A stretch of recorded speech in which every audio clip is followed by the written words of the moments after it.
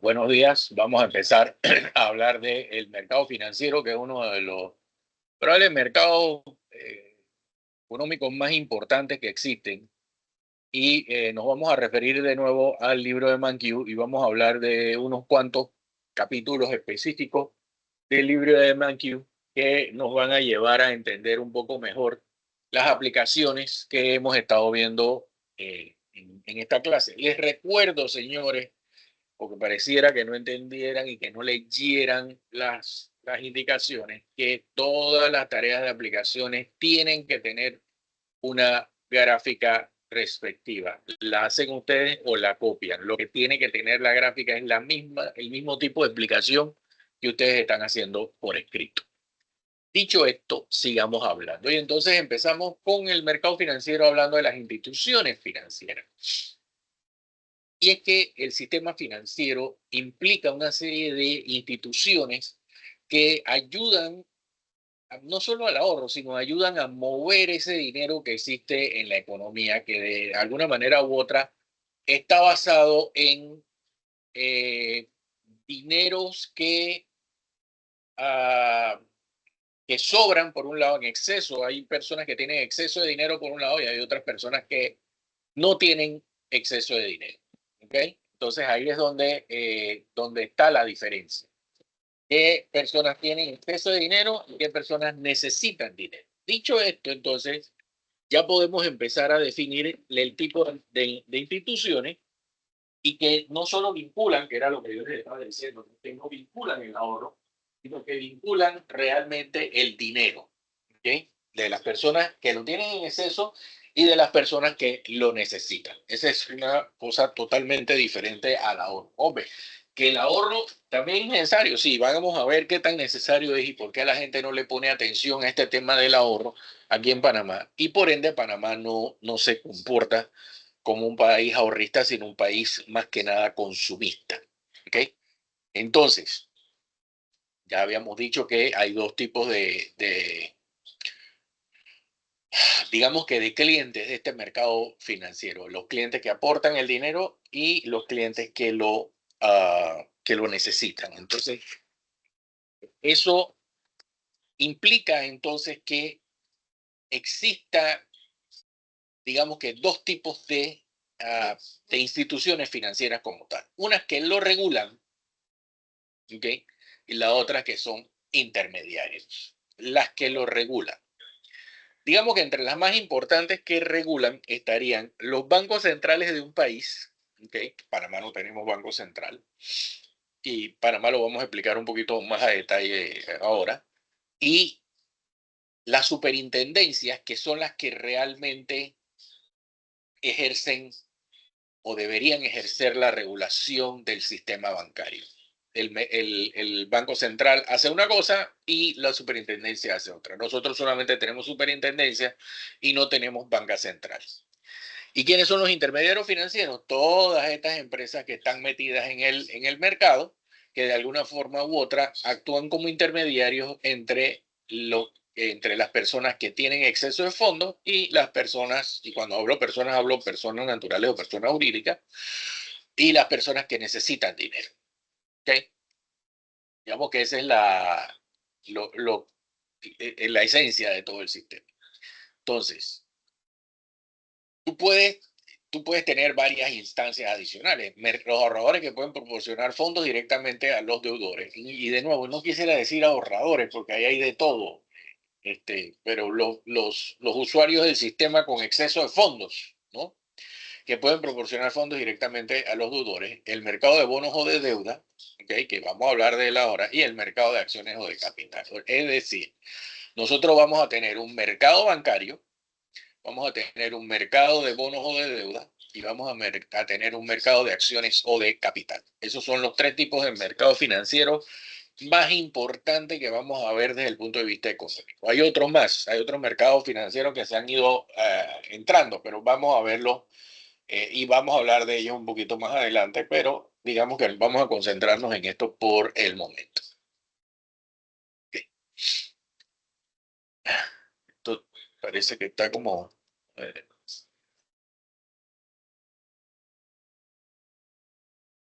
déjenme adelantar un poquito porque es que... Ok, no. Vamos a hablar, antes de entrar en esto que dice mercado de deuda, vamos a hablar del mercado bancario. Y ahí es donde nos podemos demorar un poquitito en este tipo de ejercicio. El mercado bancario está formado, digamos, en esencia por todos los bancos de Panamá. Ya a estas alturas del partido debieron haber visto, a bueno, no, ustedes no han visto esto todavía, pero probablemente van a entrar en una, pudieran entrar en una clase que se llama Introducción Bancaria, que les va a hablar un poquito más profundo acerca de los bancos. Pero todos los bancos a nivel mundial tienen leyes bancarias que regulan el sistema, ¿okay? Y que les dicen a los bancos, mira, tú puedes hacer esto, tú puedes hacer lo otro, tú puedes recibir esto, tú puedes recibir lo otro. Esas leyes con el tiempo han ido mejorando y han hecho que el sistema evite que la gente haga mal uso del mismo. Todavía lo siguen haciendo, pero realmente eh, se busca los culpables, cosa que en el pasado no era así tan fácil. Ahora tú ves que hay más multas y todo eso. Obviamente los crímenes son mayores, pero los crímenes financieros. Pero igualmente hay culpables y se encarcelan los culpables y se multan a los culpables y todas las cosas. Pero como todo, hay que buscarlo.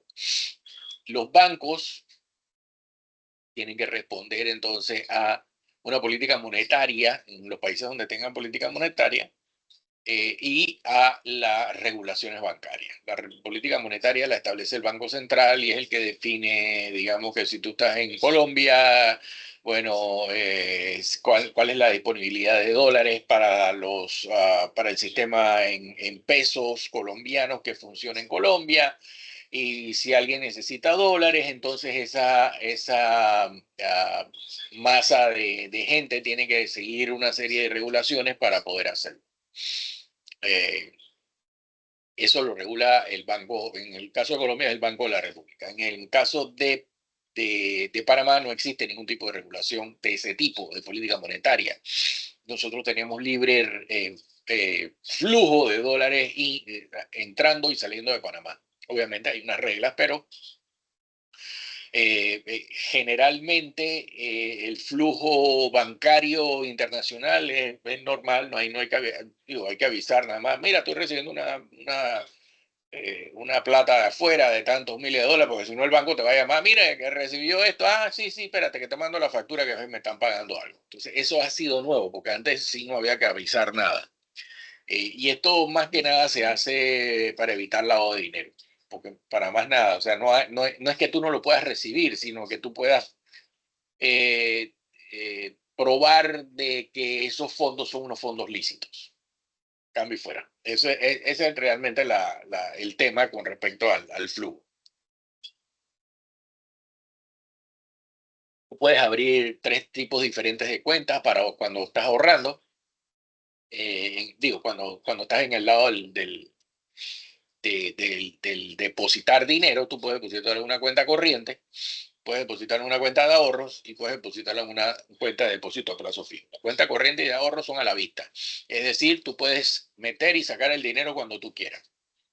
Mientras que el depósito a plazo fijo es un depósito que tú puedes hacer desde 30, 60, 90, hasta 5 años, más o menos, donde tú dices, bueno, yo voy a depositar ahí tantos miles de dólares que tiene un mínimo en Panamá de 10.000, y con esos 10.000 entonces te puedes quedar 10, un mes, 2 meses, 3 meses, todos los meses que tú quieras y determinas una tasa que es la que te van a estar pagando.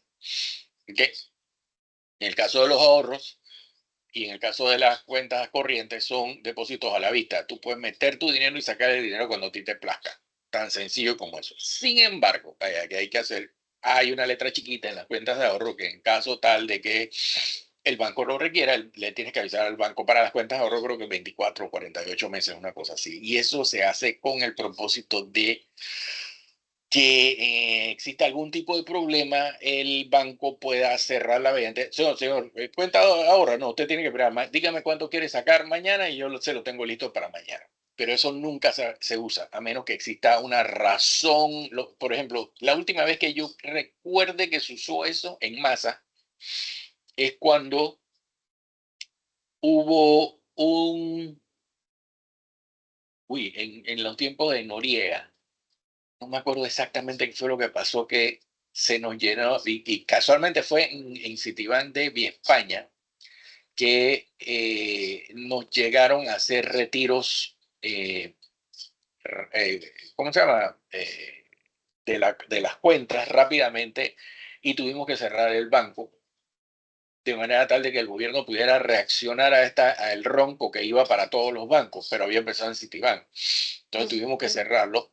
Y de hecho creo que a raíz de eso entonces se hizo una huelga bancaria y una serie de cosas que hizo que no pudieras sacar tu plata y pasaran otras cosas. Pero eso no es normal. Las cuentas de ahorro tú generalmente, y cuando digo generalmente estamos hablando del 99.9% de las veces, tú puedes meter y sacar tu plata cuando tú quieras. ¿Okay? Pero si existe esta previsión,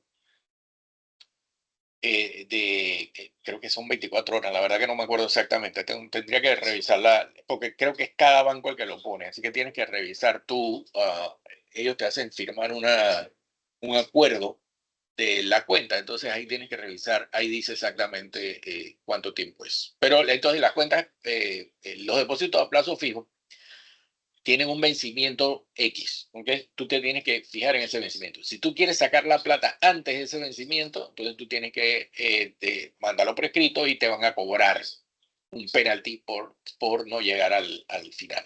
¿Okay? Así que esas son cositas que hay ahí en el mercado bancario. Es un mercado sencillo, es un mercado, entonces si necesitas dinero, tú pides préstamos, hay diferentes tipos de préstamos. Puedes pedir un préstamo garantizado con tu plata, puedes pedir un préstamo por descuento de salario, puedes pedir un préstamo con garantía hipotecaria, en fin, hay diferentes formas de cómo pedir dinero. No es tan fácil, porque tampoco es tan fácil, no se lo dan a todos. No todo el mundo tiene una cuenta de banco, ¿okay? Y la razón primordial es que no todo el mundo confía en los bancos. Uno, no todo el mundo cree que tiene el dinero para entrar a un banco, esa es la otra. Entonces se han abierto cuentas ahora donde tú las abres con, qué sé yo, $25 y empiezas a ahorrar. Y puedes hacerlo. Una vez que la abres con 25 ya tú puedes ahorrar lo que a ti te da la gana, pero ahorras. Entonces, de nuevo, ya a estas alturas, el que no tenga una cuenta bancaria, entonces, ¿qué va a pasar? Que vas a poder tener una billetera electrónica. Y las billeteras electrónicas ahora hay dos grandes, la más famosa es Yapi, que todo el mundo tiene Yapi y piensa que no está bancarizado, y sí está bancarizado. Lo que pasa es que es una billetera electrónica que tiene yo no quisiera decir que tiene un banco de respaldo, pero sí lo tiene, porque el dueño de Yapi es un banco donde depositan todo ese dinero, y lo que ha hecho es que entre las cuentas que tiene el banco, que ya de por sí tenía muchas cuentas, y las cuentas de Yapi, ya nos ha hecho llegar a un porcentaje de bancarización en Panamá arriba del 80%, que es excelente. Ya ahora mismo tú, hasta los chiquillos tienen Yapi. Y los chiquillos tienen Yapi por la sencilla razón de que es más fácil de que anden con tú depositarles ahí para que ellos tengan acceso a dinero, que anden con cash, e inclusive que anden con una tarjeta de crédito. Sobre todo cuando andan en Panamá. Cuando andan internacionalmente, la tarjeta de crédito obviamente es lo que tienes que hacer. Pero en Panamá la billetera electrónica funciona muy bien. Y es una billetera electrónica local que tiene funcionalidad en casi todos lados. Ya todo el mundo está, y hacia allá se va moviendo el mundo. Así que ese mercado bancario es uno de los que más se ha modificado y que ha seguido los cambios innovativos en el mundo, y que es muy probable que sigamos viendo que esos cambios se vayan a seguir dando a través del tiempo. ¿Okay? Vamos a seguir entonces con el mercado de deuda. ¿Y qué significa el mercado de deuda? El mercado de deuda, primero tenemos que volver al hecho de que cuando haces una nueva empresa, tú tienes dos formas de financiar esos activos que tú vas a comprar para la empresa. ¿Okay? Tú vamos a decir que tú necesitas $10,000 para empezar tu empresa. Ok, perfecto. yo tengo dos opciones para esos $10,000 que necesito para empezar la empresa. Todavía no sé para qué voy a invertir esos $10,000, pero yo puedo poner la plata de mi bolsillo, que sería capital, o puedo pedir prestado. ¿Ok? Yo puedo pedirle prestado a un banco, que ya hablamos de eso, pero no en una empresa chiquita, una empresa grande puede pedir prestado en el mercado financiero o en el mercado de deuda.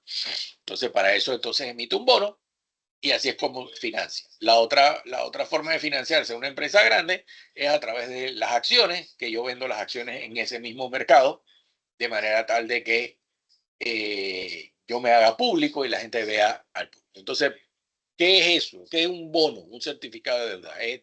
Es un papel, bueno, a otra hora. Pues ya no, ya no tenemos papel. Ya ahora te mandan tus indicaciones por email y existe un macrobono donde se pone toda la gente que tiene un pedacito de ese bono, ¿no? Por ejemplo, el bono es de $6 millones. Ah, bueno, Mike Medallón compró 10,000, fulano de tal compró 20,000, el otro compró 50,000, lo van anotando ahí, de manera tal de que ese bono que antes existía físicamente, y a mí me dan un pedazo que decía, Mike Magallón tiene $10,000 en bonos con tal, con financiera, ¿cómo se llama? Empresa Mike S.A., tiene una fecha de vencimiento, porque todos los bonos tienen una fecha de vencimiento. De ahí entonces a que existan bonos a corto plazo o menos de 360 días o bonos a largo plazo. La diferencia, bonos a corto plazo se vencen en menos de 360 días. Aquí en Panamá se llaman valores comerciales negociables o BCN. Y tú puedes tú puedes renegociar ese bono siempre. O sea, mientras que la gente siga haciendo ese bono, tú vas a decir, ah, bueno, dale, sigue con el bono. Y yo puedo seguir renovándolo cada vez que vence. Eh, o puedo tener, si ellos tienen un SBCN, digamos que se vence anualmente, pero tienen un programa de SBCN que lo único que va a cambiar es el monto de la deuda, pero que lo vas a tener por 20 años, ellos todos los años van a emitir ese mismo bono por 20 años y tú dices, ah, bueno, pues renóvamelo automáticamente. ¿Okay? Esos son los cortos a plazo, que parecía a largo plazo, pero es un corto plazo, porque yo si no lo quiero renovar, no lo renuevo. Y en un año me voy. Y en los de largo plazo, que son de 3, para más normalmente el largo plazo es 5 años. No he visto muchos largos, pero creo que han habido de 15 también. No es común, probablemente una o dos emisiones he visto así. Eso tiene entonces tiene una fecha de vencimiento, tiene una tasa de interés y tiene el principal, lo que tiene que decir. O sea, tengo un bono de $10,000 a una tasa de interés del 7% con fecha de vencimiento tal día. Esas son las tres cosas que tiene que tener, que es una condición sine qua non que tiene que tener la información del bono, porque de nuevo ya no te dan bono. Anteriormente, cuando te emitían el bono, que te lo emitían individualmente, tenían unos cuponcitos abajo del bono que tú los ibas recortando y con ese cuponcito ibas al banco y cobrabas tus intereses, ¿ok? En el banco donde te decía, esto es para cobrarlo en tal banco. Tú ibas a tal banco, cobrabas tus intereses y lo metías en una cuenta de ahorro y seguías para adelante. Ahora ya no, ya eso es automático, ya no existen esos bonos, tú sabes que te van a pagar trimestralmente tanta plata y tú le dices, deposítamelo en tal cuenta, en tal banco. Eso es automático. Ya tú nada más ves que te depositan tu plata y cambio y fuera.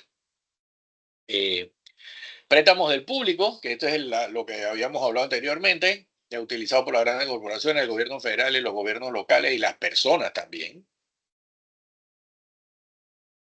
Bueno, en el caso, esto es que yo, por ejemplo, el Tesoro de los Estados Unidos emite, o el de Panamá, emiten letras o bonos del Tesoro, y entonces eso lo que hace es que vaya la gente y compre lo que sea. El problema es que eso no es, no es tan fácil como lo que estamos diciendo ahora, porque para que un broker te haga caso, tienes que tener una cuenta con ellos de no menos de 50,000. Entonces, eso te hace ya que el bono, que tú quisieras adquirir bonos y no es tan fácil. Entonces, ese tema es algo que yo he tratado alrededor del tiempo porque yo sí soy de la opinión que cualquiera debiera poder ser capaz de comprar un bono. Y ahorita mismo eso no es así.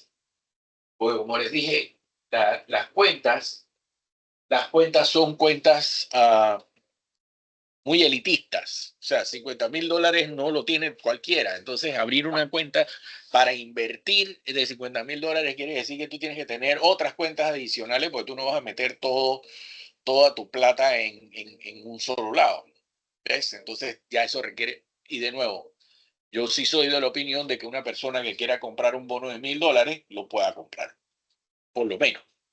Si quiere ponerle un límite, un piso que sea $1,000, perfecto, no tengo ningún problema con eso, pero sí bajarlo de que te tengas que abrir una cuenta con ellos y que lo mínimo que puedas comprar son $10,000 y que tengas que tener una cuenta de 50,000, eso, no, eso me parece absurdo.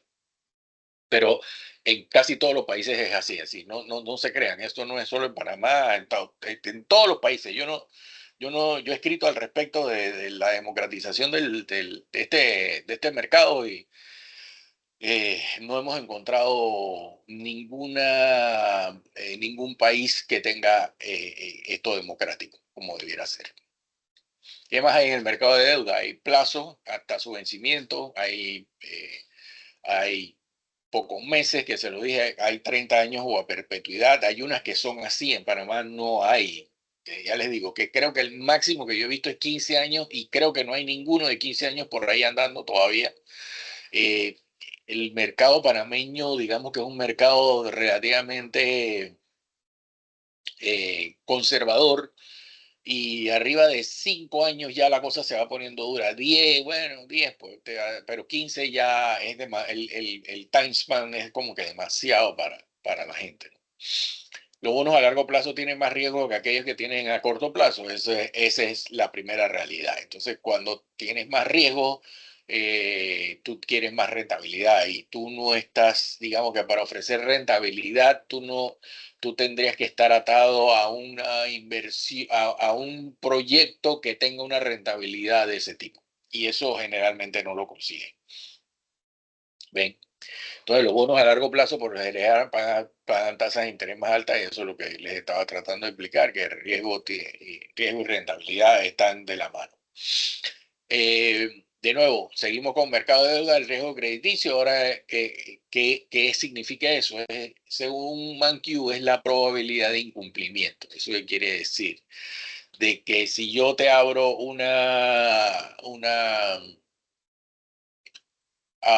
¿cómo se llama? Un bono, ese bono, el riesgo que tengo yo como comprador de ese bono es que no me lo paguen. Entonces, esa probabilidad de incumplimiento la tengo que medir de alguna manera y existen calificadoras de riesgo que califican el riesgo crediticio de esa empresa o de países también y que es lo que te va a decir si yo debo o no debo adquirir ese bono o si lo adquiero que sepas tú, mira, ese bono tiene un riesgo alto o ese bono tiene un riesgo bajo.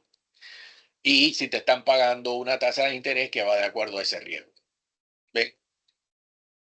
Y dice que es la probabilidad de que el dueño falle en pagar parte del interés o del principal, la tasa de interés más alta para bonos con alta probabilidad de incumplimiento. Si tú estás buscando un rendimiento alto en el bono, ten la matemática seguridad de que esa empresa tiene un riesgo alto o no la conocemos y por ende el riesgo es alto. Entonces, siempre que tú encuentras, ahorita mismo que estamos en un ambiente de tasas, digamos que entre 5 y 6, cualquier cosa por arriba de 8, 9, 10% es un riesgo alto. ¿Okay? Porque está 200, por lo menos un mínimo de 200 puntos por arriba de lo normal. Entonces, eso significa un riesgo alto y tú tienes que tomar las previsiones para ese riesgo alto. A veces eh, tú puedes tener un riesgo alto, pero aún así tú pagas. O sea, tú tienes un buen negocio que hace que tus riesgos sean, o sea, que lo que te digan, sí es riesgoso, perfecto, sí es riesgoso, pero siempre ha pagado. Ya entonces tienes un atenuante ahí para ese riesgo. No, que la junta directiva está formada por tan cantidad de personas. Bueno, Ya eso cambia. Entonces, siempre hay atenuantes para ese riesgo y hay que saber estudiarlas. Eh, los bonos del gobierno, aquí dice los bonos del gobierno de Estados Unidos pagan tasas de interés bajas. Los bonos del gobierno de casi todos los países pagan tasas de interés bajas, porque los gobiernos se supone que tienen un riesgo bajo. ¿Ok? Entonces, si, tu si el riesgo del gobierno, por ejemplo, Argentina tiene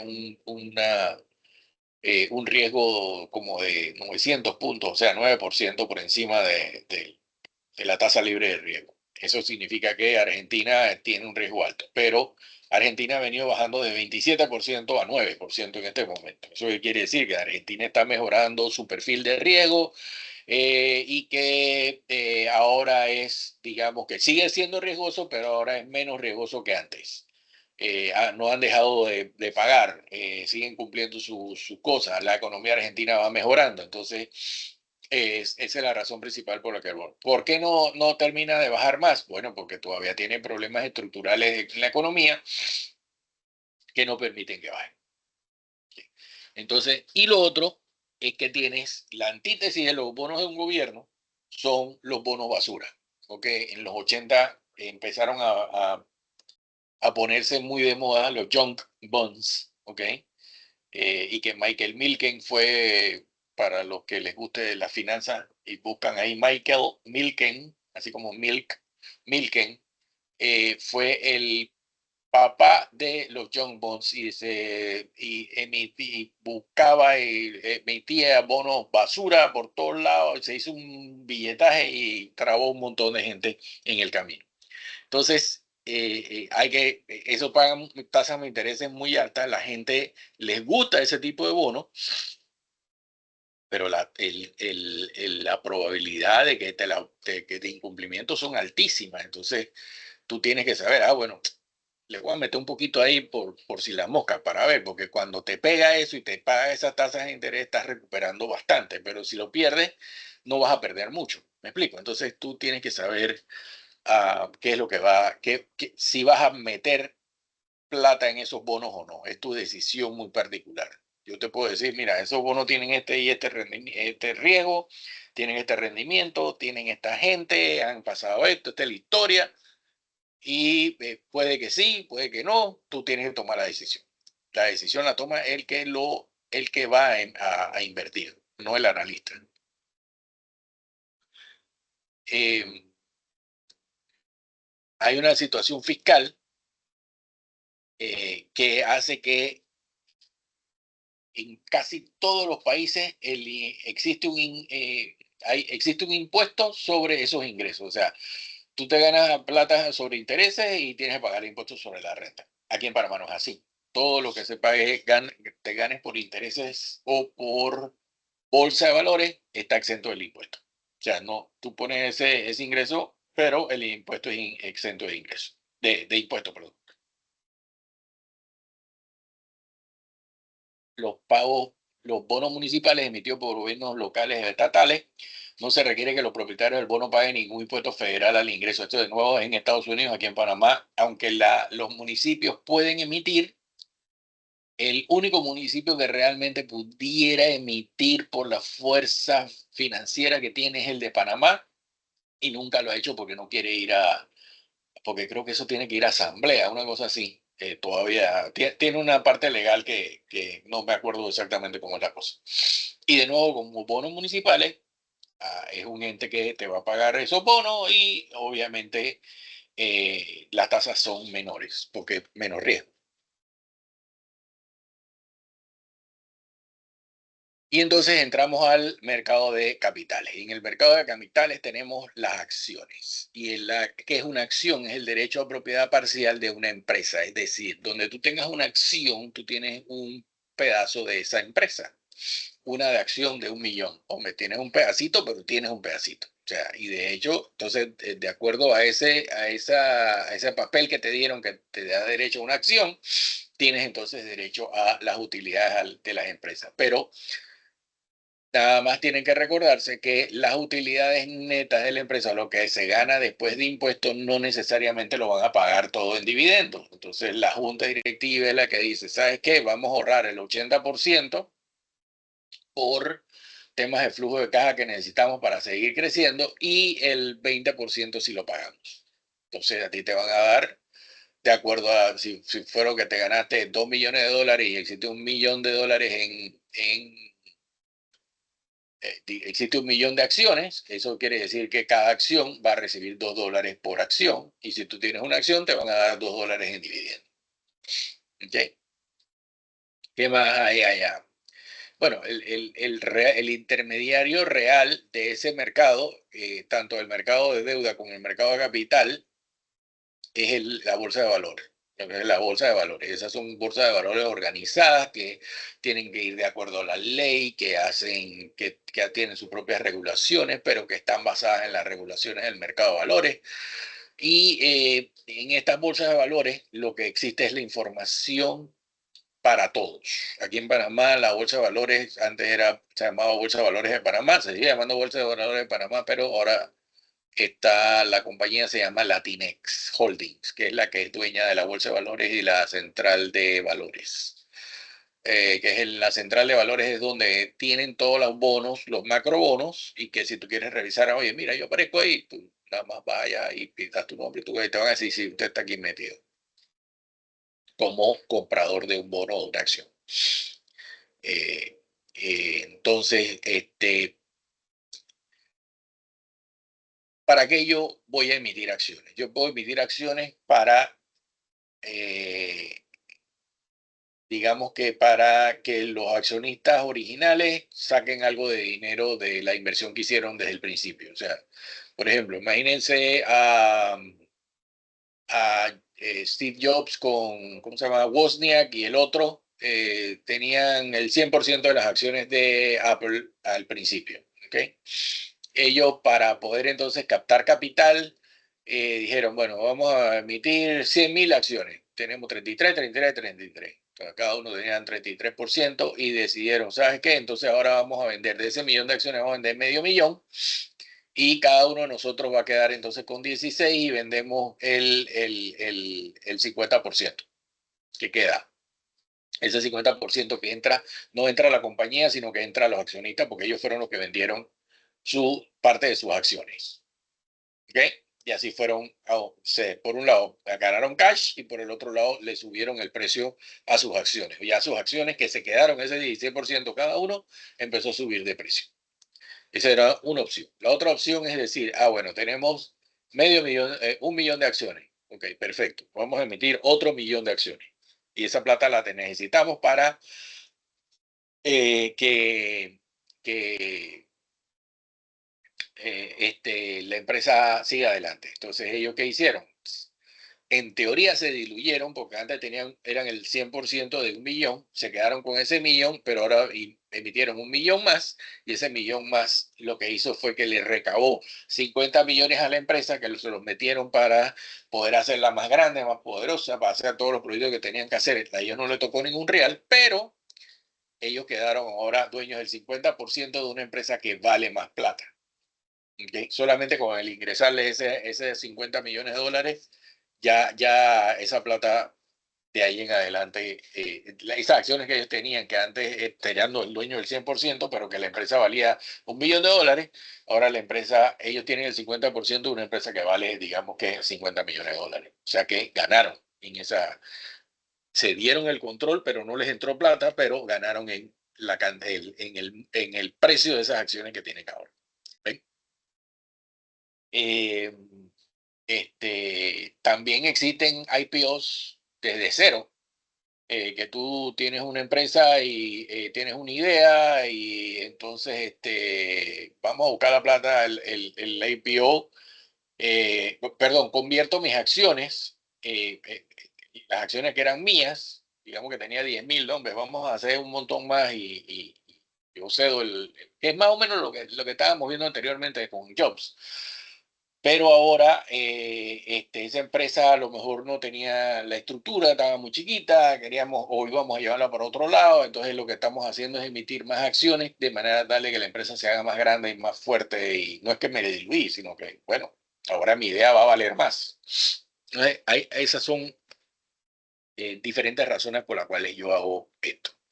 Luego, ¿qué te vas a encontrar en la bolsa de valores? En la bolsa de valores te van a decir, bueno, si tienes deuda, te van a decir la información de tu deuda, cuánto está en mercados donde se mueven mucho las tasas de interés, las deudas por bono también cambian los precios de los bonos. ¿Ok? ¿Por qué? Porque si un bono te está pagando 5% sobre ese bono, pero el mercado ahorita mismo bajó las tasas de interés, como efectivamente pareciera que vamos a ir, y ahora en vez de 4,5 te va a pagar 4 o 3%, ese bono tuyo que antes estaba bien al 5%, ahora está digamos que subvaluado y tú tienes que venderlo. Si tú quisieras venderlo, lo vendes eh, con un, supera, con un precio más alto, de manera tal de que la tasa de interés que paga real se convierta en la tasa de interés que tiene que valer en el mercado. Por ejemplo, no es lo mismo 5 de 100,000, 5% de 100,000 o 5,000 de 100,000 que 5,000 de 200,000. ¿Okay? Entonces yo le puedo doblar el precio a mi bono, ese bono de 100,000, ahora te lo vendo a ti en 200,000. Ah, sí, ¿por qué lo compro? Porque todavía 200,000 que te pague que tú me estás dando $100,000 adicionales a lo que dice el bono que tú tienes, porque el bono nunca va a cambiar de precio, el bono va a decir $100,000, lo que hace es que tú pagaste 200,000, pero te va a pagar el 5% de 10,000 o 5,000. Entonces, antes era 5%, ahora es 2,5%, que está más consono con lo que está pagando el mercado. ¿Okay? Y por eso tú pagas 200,000 o pagas 180,000 o pagas 150,000. Lo que sea que salga el número para que se equilibre con ese 3%. Eso lo puede decir una bolsa. Pero también en el caso de las acciones va a decir cuánto es el precio de la acción, que es lo que se está transando en la bolsa. Si la bolsa tiene un índice, va a decir el índice cómo va para arriba o para abajo. En el caso del índice más conocido, que es Dow Jones, el índice indica cómo está yendo la bolsa en un momento dado. ¿Okay? A ver, en los intermediarios financieros, los ahorradores pueden proporcionar indirectamente fondos a sus deudores a través de bancos, a través de fondos de inversión. Los fondos de inversión se han vuelto ahora en un ente sumamente poderoso porque agarran a gente que está ahorrando en ese fondo de pensión para su jubilación y esta plata tiene que ser invertida en bonos o acciones, dependiendo de cuál es el perfil de riesgo que quiera ese fondo de inversión, de manera tal de obtener el rendimiento más alto posible. ¿Sí? Entonces tú tratas de meterte en un fondo de inversión que te dé una rentabilidad alta, pero que al mismo tiempo esa rentabilidad esté amarrada al tu tipo de inversionista. Por ejemplo, yo soy un inversionista moderado, yo me voy a meter en un fondo de inversión moderado porque va a meterle tanto por ciento acá, tanto por ciento allá. Mientras que si no me importa lo que estoy metiendo, sino que quiero uno que sea, pero riesgoso, esa gente le va a meter a lo que sea.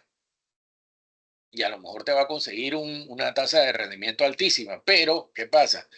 Que cuando son esas tasas de rendimiento altísimas, eh, a merced de vaivenes en el mercado que van a hacer que esa inversión a lo mejor una vez se ganó 25% y la otra vez se ganó nada. ¿Ven?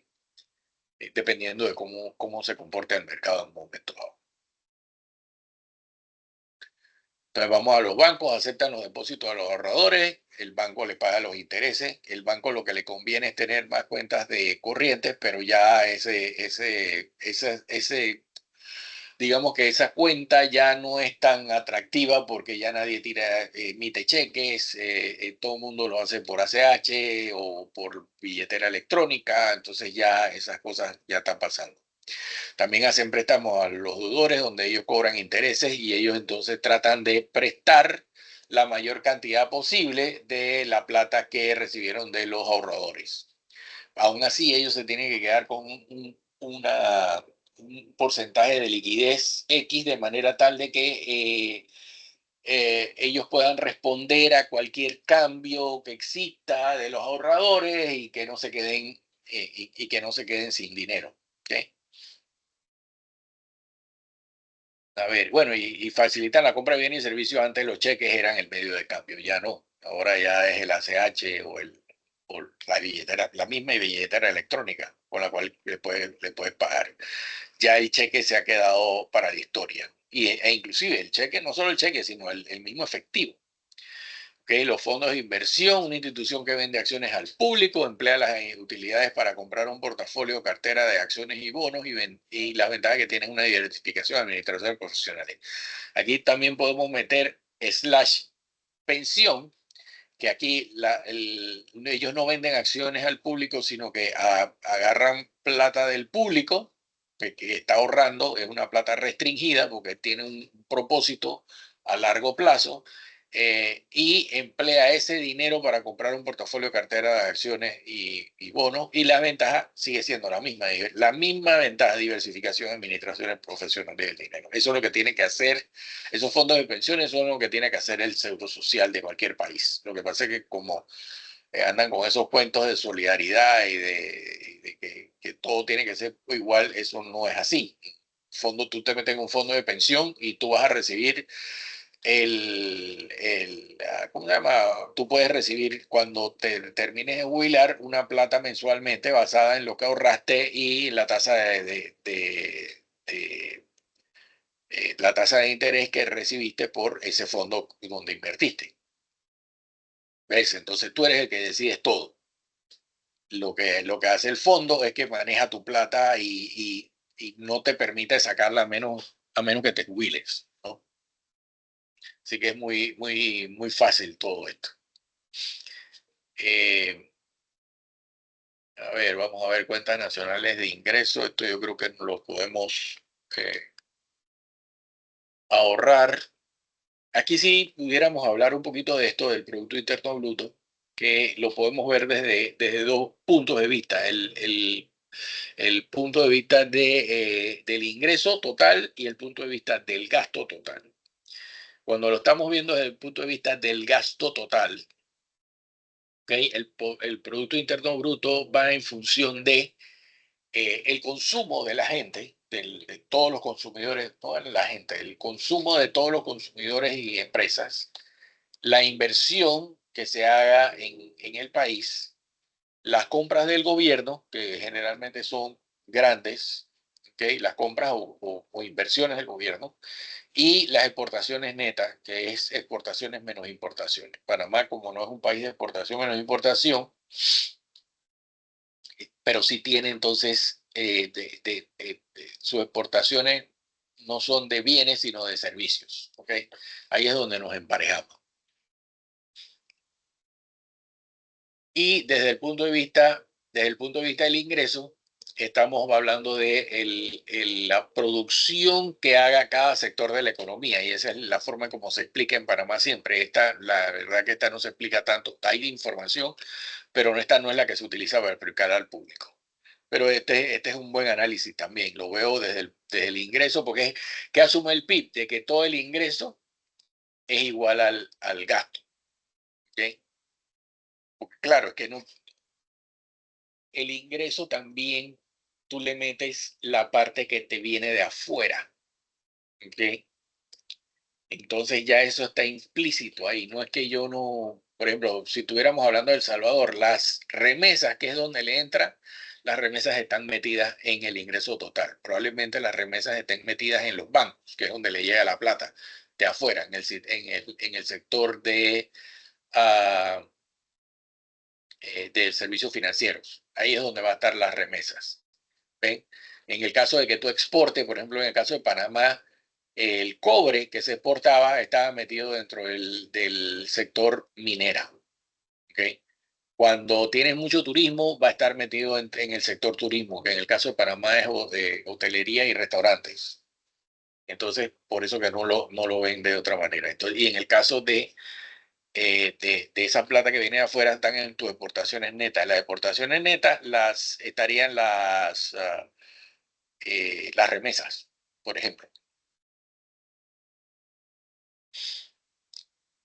Cuando tienes una economía cerrada, es una economía que no interacciona con otras, o sea que su exportaciones netas es cero, porque no tiene nada, ¿no? Todo lo hace ella misma. Por ejemplo, Brasil durante mucho tiempo no es que no tuviera, fuera una economía cerrada, lo que pasa es que no exporta, ellos se consideraban un continente cerrado, ellos mismos nada más, y no necesitaban de nadie.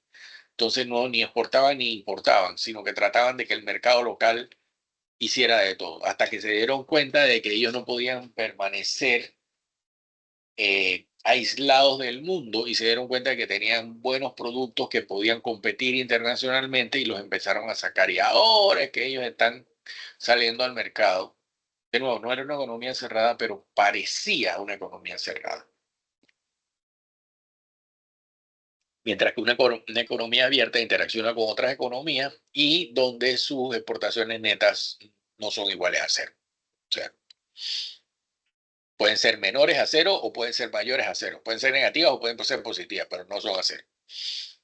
En el supuesto de una economía cerrada donde las exportaciones netas es igual a cero, solamente el PIB va a estar, se va a modificar por el consumo, por la inversión y por los gastos del gobierno. Entonces ahora entra algo interesante, y es el ahorro. El ingreso total en la economía resulta luego de pagar el consumo y las compras del gobierno. ¿Ok? Y entonces, ¿eso qué hace? Que llegue menos el PIB menos, me fui, el PIB menos el consumo, menos el gobierno te dé las inversiones. ¿Ok? Y lo que tú haces es que tú asumes de que esas inversiones van a salir de algo que se llama el ahorro. Y por ende tú dices que el ahorro va a ser igual a las inversiones. ¿Ok? Eso no necesariamente, teóricamente es correcto, pero no necesariamente es correcto en la vida real. Tú ahorras para algo, pero no necesariamente vas a ahorrar para invertir. ¿Okay? De ahí entonces a que tú tengas la diferencia entre ahorro público y ahorro privado. ¿Okay? El ahorro privado sí va a resultar de que yo deje de consumir, por ejemplo, y que, ¿sabes qué? Yo no necesito consumir todo lo que me gano y guardo una parte y la pongo en ahorro. Pero el gobierno no puede, el gobierno tiene que tener un presupuesto balanceado, de manera tal de que si ahorro, puedo tener más plata para inversiones. ¿Okay? Y esa es la lógica del asunto. Entonces, ¿qué puedo hacer? O puedo tener más plata para el gasto del gobierno, o lo que sea que yo vaya a hacer con eso. Esa es una parte. Pero en el lado privado eso no es lo que va a suceder. Y el superávit y el déficit salen de los ingresos que recibe el gobierno menos los gastos que ella tenga. Por eso que en Panamá últimamente estamos teniendo déficit porque nuestros gastos están superando los ingresos. Y no es que nuestros ingresos estén bajos, eso no es cierto, sino de que nuestros gastos están demasiado altos y por ende entonces, estamos teniendo déficit. Muy pocas veces Panamá ha estado en superávit, que es lo que debiéramos estar, debiéramos vivir con los ingresos que nosotros tenemos y punto. Pero también hay otras cosas que tienen mucho que ver con esto. Entonces, ahora vemos ahorro e inversión, que digamos que el ahorro es igual a inversión para la economía en general. Los ahorros de una persona pueden financiar la inversión de otra, claro, porque volvemos entonces ahora al mercado bancario. Si yo ahorro es porque tengo un excedente de dinero y ese excedente de dinero lo meto en el banco entonces, ¿qué va a hacer? Me financia a la gente para que pueda hacer inversiones. ¿Ok? Y eso es lo que debe pasar en un mercado bancario. Por eso es que tú cuando estás hablando de la fórmula de PIB igual a consumo, más inversiones, más gasto del gobierno, más exportaciones netas, no hay la A por ningún lado. ¿Okay? La A está implícita dentro de las inversiones porque tú estás asumiendo de que o el gobierno las hace utilizando su propio ahorro o lo hacen los individuos pidiendo prestado. Y eso se machea con los individuos que tienen al ahorro. ¿Okay? Esa es realmente la explicación teórica. Ok, el mercado de fondos prestables, mercado quienes desean ahorrar ofrecen fondos, quienes desean pedir prestado para invertir demandan fondos a una tasa de interés que tiene que ser la diferencia entre el rendimiento del ahorro menos el costo de pedir prestado. Esa diferencia le queda al banco para cubrir sus gastos, su rendimiento del ahorro, que es el otro que tiene que pedir, el riesgo de esa gente que va a pedir prestado y lo que me quede a mí, que es el spread real, es lo que el banco él se gana. ¿Okay? Y entonces se hace un supuesto de que existe un solo mercado financiero, o sea, el mercado financiero real del país. No es que existe un mercado negro para estas cosas, no. Como Panamá, pues que es un mercado relativamente sencillo. Existe una oferta y demanda de fondos prestables, así como había fondos de oferta y demanda del mercado laboral y de los bienes, eh, de todo tipo de bienes y servicios, también existe una oferta y demanda de los fondos. ¿Okay? La fuente de la oferta de fondos prestables es el ahorro, la fuente de la demanda de los fondos prestables es la inversión. ¿Okay? Y vale la pena que hablemos de esto un poquitito. Déjame nada más explicar, porque no toda esa plata que tú demandas de fondo prestable es una inversión. Y ahí es donde existen, donde a pesar de que teóricamente, de nuevo, está bien, en la vida real no es lo que está pasando, no es lo que va a pasar. ¿Por qué? Porque yo puedo, eh, hombre, digamos todas las cosas que voy. Yo puedo pedir la plata para un nuevo negocio, está bien, esa es una inversión neta, pura. Puedo pedir plata para remodelar mi casa. Ah, bueno, esa remodelación de tu casa se convierte en una inversión que a su vez entonces genera trabajo y genera riqueza para los que la van a hacer. Yo puedo pedir la plata para un viaje. Ah, la plata salió de Panamá. ¿Ves? Entonces esa plata en vez de gastártela en tu país, te la gastaste afuera. Y te toca entonces en las exportaciones netas. ¿Okay? ¿Ven? Entonces, sí, en teoría, no todo es inversión como tal, pero en teoría sí está metido dentro de la fórmula del PIB. El precio de un préstamo, la tasa de interés real que le toca, los deudores pagan por el préstamo, los prestadores entonces reciben por su ahorro.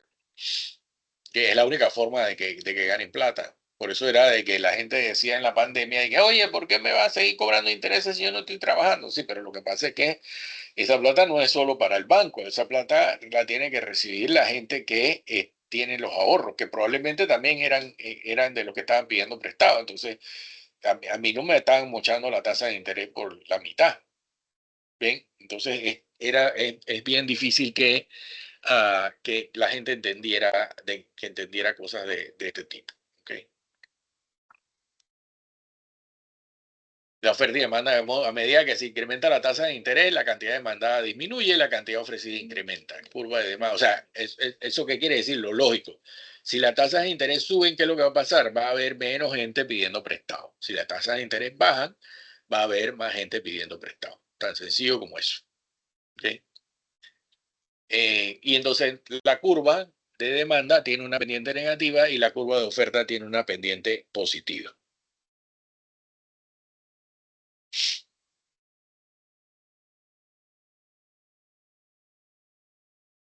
A ver,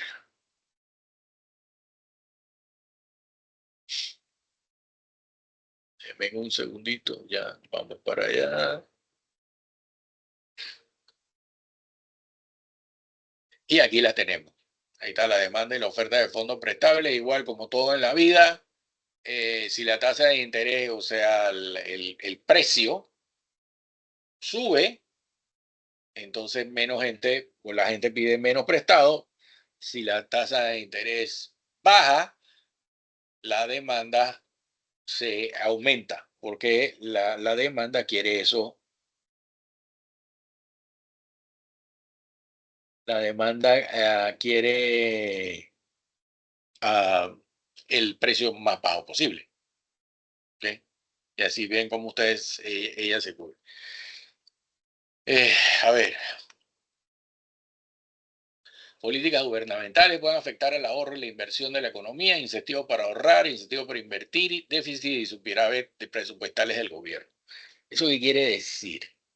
Que nosotros, el gobierno puede ayudar a que el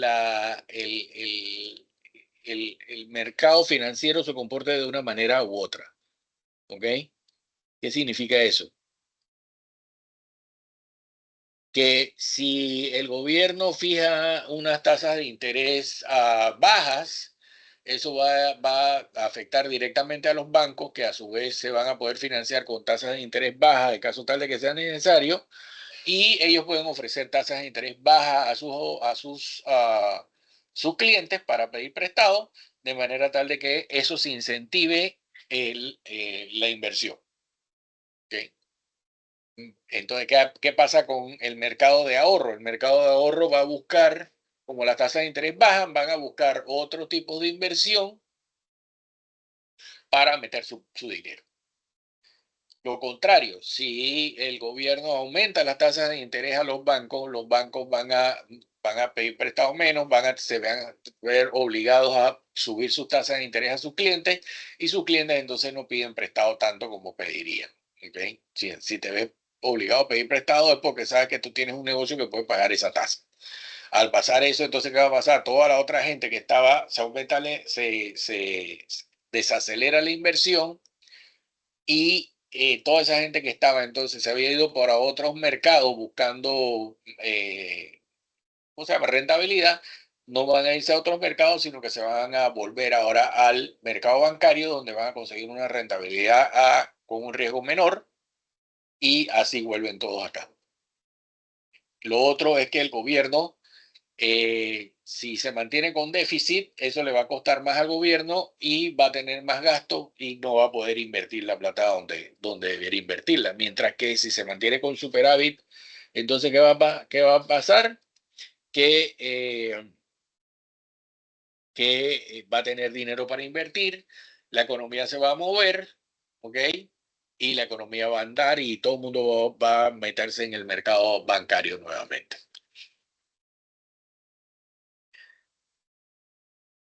Proteger parte de los ahorros de ser grabados por los impuestos, oferta a la oferta de fondos prestables, incremento en la oferta, nuevo equilibrio, o sea, el hecho de que incentivos para ahorrar, aquí hay una política a uno. Proteger parte de los ahorros de ser grabados por los impuestos. Afecta la oferta de fondos prestables, claro, porque si tú dices que yo voy a bajar las tasas de interés, no le voy a cobrar, le digo, impuestos sobre la renta a los ahorros, lo que voy a hacer es que voy a incentivar a la gente a que ahorre. ¿Okay? Como en Panamá. En Panamá deberíamos estar ahorrando bastante porque aquí tenemos incentivos porque los ahorros no pagan impuestos. Las intereses que nos ganamos en los ahorros no pagan impuestos sobre la renta. Eso debería pasar.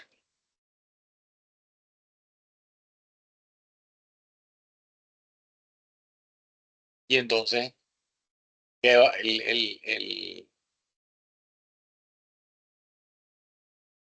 Los incentivos los incentivos fiscales para ahorrar incrementan la oferta de fondos prestables, ¿ok? Lo que reduce la tasa de interés de equilibrio, porque claro, más gente tiene fondos, tiene para ofrecer, ¿ok?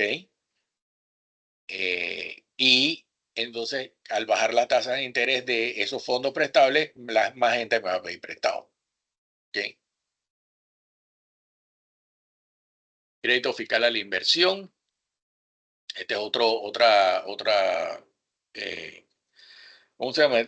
Otra aplicación Afecta la demanda de los bonos prestables, incremento de la demanda, la curva de demanda se desplaza hacia la derecha, nuevo equilibrio, mayor tasa de interés, mayor cantidad de fondos. En este caso es la demanda la que se oferta porque te dan un crédito fiscal si tú haces una inversión.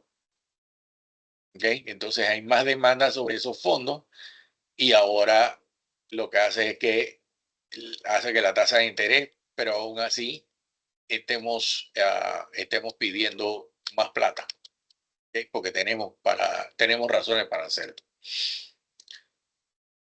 Gobierno inicia un presupuesto equilibrado, después comienza a tener un déficit presupuestal, cambio en la oferta de fondos prestables, reducción de la oferta, la curva de la oferta se desplaza hacia la izquierda, nuevo equilibrio, tasas de interés más altas, menor cantidad de fondos prestables. ¿Okay? Primero él empieza con un presupuesto equilibrado y después comienza a tener un déficit presupuestal. Y lo que vamos a ver entonces es cómo un déficit presupuestal hace que la oferta se desplace hacia la izquierda, reduce la oferta de fondos, aumenta las tasas y hace que se reduzca la cantidad de equilibrio de fondos prestables.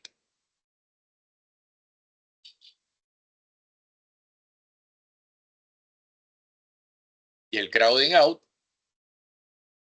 lo que hace es que se convierte en una reducción de la inversión que resulta que los préstamos que resulta de los préstamos que solicita el gobierno. Y el gobierno, un déficit presupuestal, la tasa de interés incrementa y disminuye la inversión. Mientras que un superávit presupuestal hace un incremento en la oferta de fondos prestables, una reducción en la tasa de interés y estimula la inversión.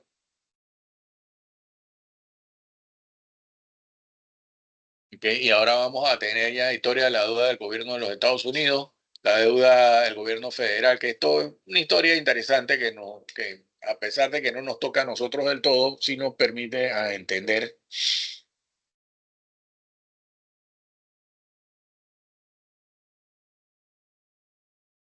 Dice que como porcentaje del PIB de Estados Unidos ha fluctuado 0% del PIB en 1836 y 107 del PIB en 1945. Ya para después de la guerra, los manes se habían endeudado, obviamente, porque ellos eran los que habían pedido prestado y cuando digo pedido prestado, habían puesto la maquinita a andar para financiar la guerra.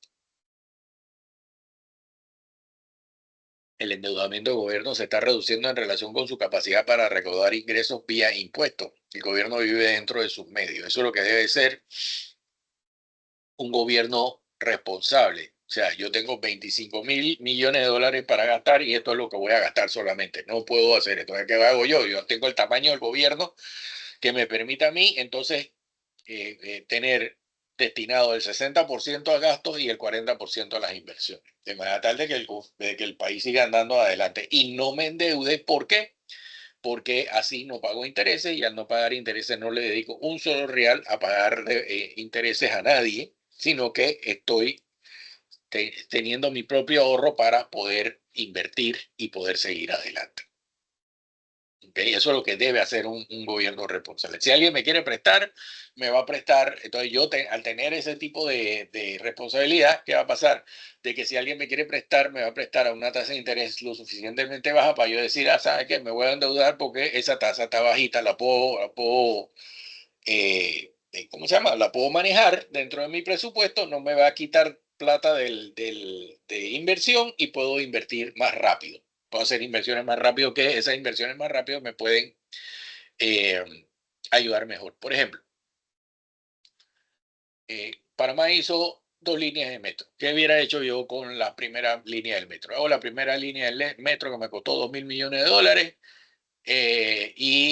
saco, si no hubiera política, el pasaje debiera ser 55 centavos, que ese pasaje no hace que los ingresos que recibe el metro en la línea 1 están equilibrados con los gastos que tiene esa línea 1. O sea que el gobierno no tiene que financiar la línea 1 bajo ninguna circunstancia. Y los 2.000 millones de dólares que costó hacer el metro, entonces lo que hago es que licito la publicidad en el metro, de manera de que en 20 años yo reciba esos 2.000 millones más los intereses y yo pueda tener esa plata para poder financiar la segunda línea del metro. Hago la segunda línea del metro con la plata que estoy recabando de la línea 1 del metro, o sea que no me cuesta a mí, digamos que me costaría muy poco, porque ya tengo la otra parte financiada con lo que me están pagando de la línea 1, hago la línea 2 y hago lo mismo. ¿Cuánto tengo que ser el pasaje? $1. Ah, bueno, va a ser $1, porque eso es lo que tiene que ser para eh, mantener equilibrados los ingresos menos los egresos. Y entonces hago otra licitación de publicidad para financiar la línea 3 del metro. Y así me voy haciendo financiamiento tras financiamiento. Que lo que me toque financiar sea cada vez menor o sea menos de lo que me está entrando por la línea anterior. Y así voy haciendo las cosas, de manera tal de que no le cuesten al gobierno. Esa sería una muy buena fórmula de hacerlo todo, que no le cueste al gobierno, porque a ti no te interesa que te cueste al gobierno, sino de mantenerlo lo más bajo posible y que la gente aprecie lo que tú estás haciendo. Ok, la razón creciente de la deuda sobre el PIB está basada en el endeudamiento del gobierno está aumentando en relación con su capacidad para incrementar el ingreso bien puesto. La política fiscal no puede sostenerse eternamente en los niveles actuales, pero yo pienso que va un poquito más allá al respecto. ¿Por qué Estados Unidos ha tomado la decisión de ser la policía del mundo? ¿Por qué Estados Unidos tiene que invertir tanta plata en ah, ¿cómo se llama? En guerras, en armamento bélico, en mantener eh, una, una, un- una cantidad de militares por todo el mundo? ¿Me explico? Entonces, yo creo que ese debiera ser un trabajo compartido, pero que no que Estados Unidos le cobra a nadie, sino que Estados Unidos ponga lo que ella quiere poner y punto, pero no para sobreendeudarse, porque con ese relajo lo que estás es creciendo la deuda porque lo que estás es haciendo más dólares para financiar esas deudas. Entonces, al hacer esos dólares, ¿qué le está poniendo presión? Le está poniendo presión al valor del dólar, que eso es lo que vamos a ver en la próxima clase, sobre la política, sobre lo monetario, para que entendamos entonces y amarremos estas cosas. La guerra, causa principal de las fluctuaciones en la deuda de los Estados Unidos, la primera vez que hubo, digamos que, bueno, en la Primera Guerra Mundial le salió bien la inversión, porque sí, le metieron mucha plata a la Segunda Guerra y a financiar también las ciudades que se habían sido destruidas a través del Plan Marshall, pero Estados Unidos se convirtió en la potencia financiera mundial desde esa época hasta la fecha. Entraron a la guerra de Corea primero, después entraron a la guerra de Vietnam, una guerra sin sentido, ahí se endeudaron más de la cuenta y tuvieron que salirse del patrón oro porque no tenían otra opción. Pero esa jugada también les salió bien porque lo que hicieron fue presionar a los árabes para que todo el petróleo de ahora en adelante se transara en dólares y no en cualquier moneda. Entonces, al tener asegurarse de eso, ¿qué pasó? Que la demanda sobre el dólar se mantuvo. ¿Okay? Y eso es lo que ha permitido que la deuda se vaya manteniendo. Y fíjense, miren esta gráfica, porque cada vez que hay una guerra, ¿qué pasa con el porcentaje de la deuda sobre el PIB? Crece inmediatamente. ¿Ven? Fíjense que en 1990 fue Irak 1, Irak 2. Luego volvió a bajar la deuda y ahora volvió, entonces ahora con la crisis financiera del 2008, 2009, y eso es hasta el 2010, y yo creo que eso está más por arriba. Ahora, Estados Unidos está arriba del 70, 80, 90% por allá. Creo que ya está llegando al 100, si mal no recuerdo. ¿Ven? En el 81, Reagan hizo un gran incremento en la deuda del gobierno no explicada por la guerra, compromiso de un gobierno más esbelto y menos impuestos. Espérate un momentito, macho, otra vez. Eso es verdad. En el 80, no, no, fue aquí más o menos. Él estaba aquí.